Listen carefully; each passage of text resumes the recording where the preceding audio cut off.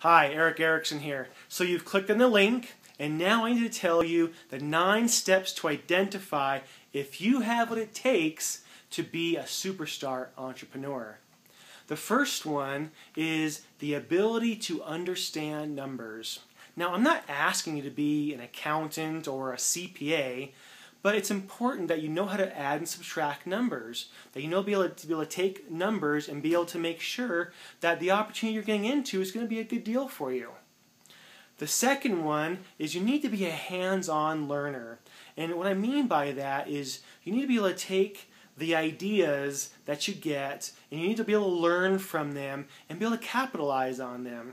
And so you really need to know how to take that the things that you're given and build something out of it to see if you have a good opportunity or not. The third one is the ability to minimize risk. Now this is really important simply because it's important that you have the tools, the knowledge, and the experience to be able to calculate the risks and make sure that the opportunity you're getting into is something that you have experience doing in the past, whether it be from a job or a hobby or something you've done in the past.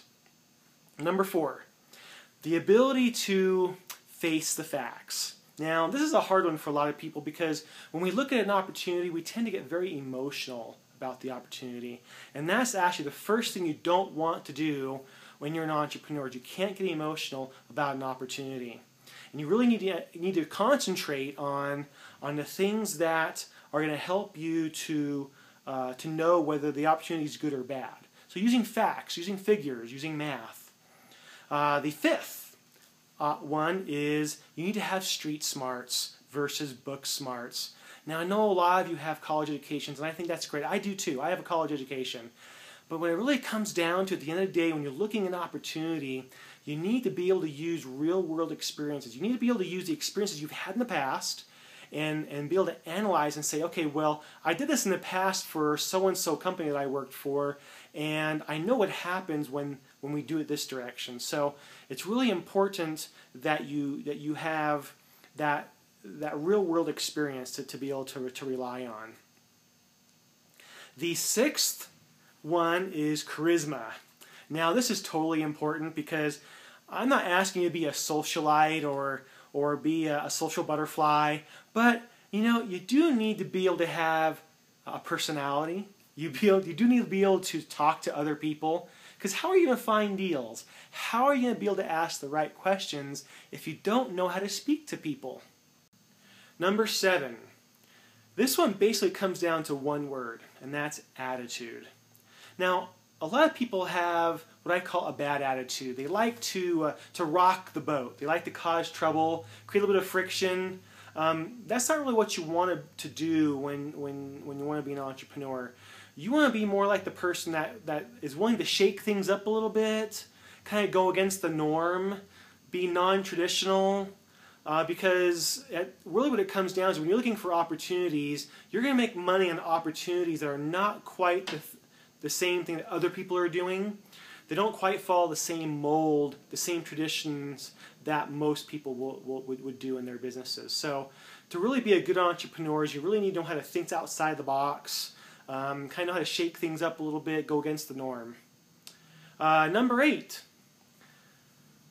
you need to know how to lower risk. Now, we talked about before about minimizing risk, but now I want to talk to you about a different type of risk. And when you go into an opportunity, there's always risk, but you want to be able to look for opportunities that have the lowest amount of risk.